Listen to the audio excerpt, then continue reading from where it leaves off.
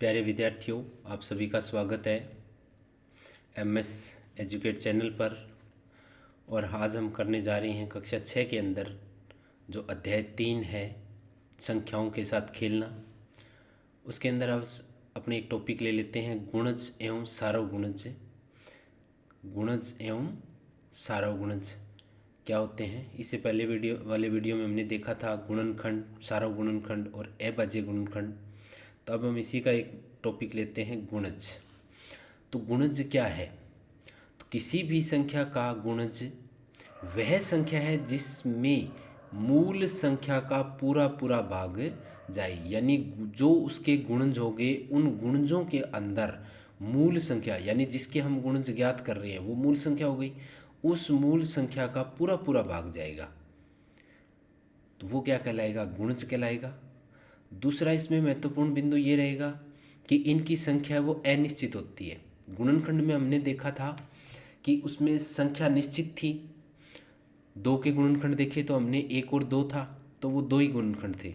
3 में 1 और 3 था, उसके भी 2 थे तो वो निश्चित संख्या थी। गुणज की कभी भी निश्चित संख्या नहीं होती, ये इनकी संख्या अनिश्चित होती है। दूसरा, उसके अंदर जो गुणनखंड थे उनका मूल संख्या में भाग गया था, जबकि इसमें गुणज में मूल संख्या का भाग जाएगा, यानी एक दूसरे के उल्टा है, ये एक दूसरे के विपरीत है। तीसरा बिंदु हम इसमें देखें कि प्रत्येक संख्या स्वयं अपनी एक गुणज भी होती है। हमने गुणनखंड में भी पढ़ा था कि एक है वो सभी के गुणनखंड होता है और स्वयं संख्या भी एक गुणनखंड होता है, और गुणनखंड के साथ साथ स्वयं संख्या है वो एक गुणज भी होती है। अब हम इसके उदाहरण ले लेते हैं, उदाहरण से इसको समझते हैं गुणज कैसे। जैसे मान लीजिए आपको कह दे कि 2 के गुणज लिखो, 2 के गुणज लिखो, तो 2 के गुणज क्या होंगे? तो पहले तो 2 की जो टेबल है वो आप लिख सकते हो टेबल के रूप में कि 2 के जो पहाड़ा है उस वो सारे के सारे 2 के क्या कहलाएंगे? गुणज कहलाएंगे। इसके अलावा और क्या होंगे? जैसे 2, 6, 8, 10, 12, 14, 16, 18, 20, तो ये 2 की टेबल होगी पूरी की पूरी। 2 का पहाड़ा हो गया 20 तक। तो क्या गुणज केवल 20 तक होते हैं? नहीं, इसके आगे भी संख्या चलती है। तो 20 के बाद क्या आएगी? 22, 24, 26, 28, 30। तो इस प्रकार से ये आगे से आगे संख्या, जो भी संख्या होगी जिसमें 2 का भाग जा रहा है वो सारे के सारे 2 के गुणज कहलाएंगे। तो ये सारी की सारी संख्या क्या कहलाएगी? 2 की गुणज कहलाएगी। और जब हम इनमें 2 का भाग करेंगे तो पूरा पूरा भाग जाएगा। तो यहाँ हम देख रहे हैं कि इनकी संख्या कोई निश्चित है क्या? आगे से आगे कंटिन्यू चल रही है तो इनकी कोई निश्चित संख्या नहीं होती है। इसी कड़ी में यदि हम बात करें 3 के गुणज की, 3 के गुणज करें तो 3 के गुणज हो गए 3 का पहाड़ा वाले। 3 एकम 3, 3 दूनी 6, 3 तिया 9, 3 चौके 12, 3 पंजे 15, 3 छः 18, 3 सत्ते 21, 3 आठे 24, 3 निम 27 और 3 दाए 30। ये तो पढ़ा हो गया। इसके अलावा अब आगे 3 3 3 जोड़ते जाओ तो 3 33, 36, 39, 42। इस प्रकार से ये 3 के सारे क्या होंगे? गुणज होंगे। इसी कड़ी में यदि आपको 5 के गुणज पूछ लें तो आपको क्या करना है? 5, 10, 15, 20, 25, 30, 35, 40, 45, 50, 55, 60, 65। तो ये आगे से आगे कंटिन्यू चलते जाएंगे। 15 के गुणज पूछ ले तो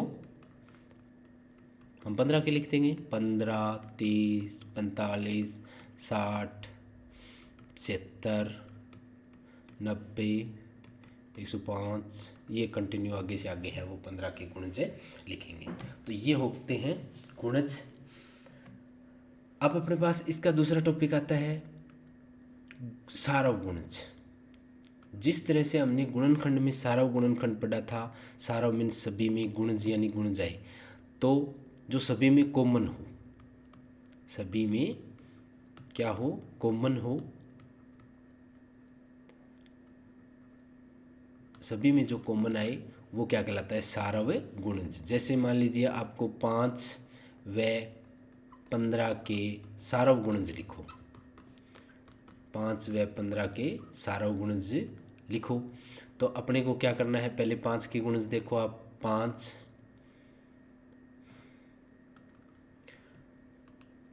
5 10 15 20 25 30 35 40 45 50 55 60, ये इस तरह से 5 के गुणज हो जाएंगे। इसी प्रकार 15 के गुणज लिखें तो 15 30 45 15 चौके 60 76 90, इस तरह से ये कंटिन्यू जाएंगे। अब जो दोनों में आया है, जो दोनों में कॉमन है, वो क्या कहलाएंगे, सारव गुणज। जैसे इन दोनों में पहला है 15, उसके बाद दूसरा आया है 30,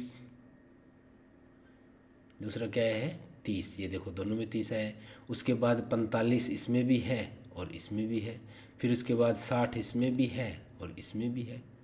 तो ये सारे क्या कहलाएंगे, सारव गुणज।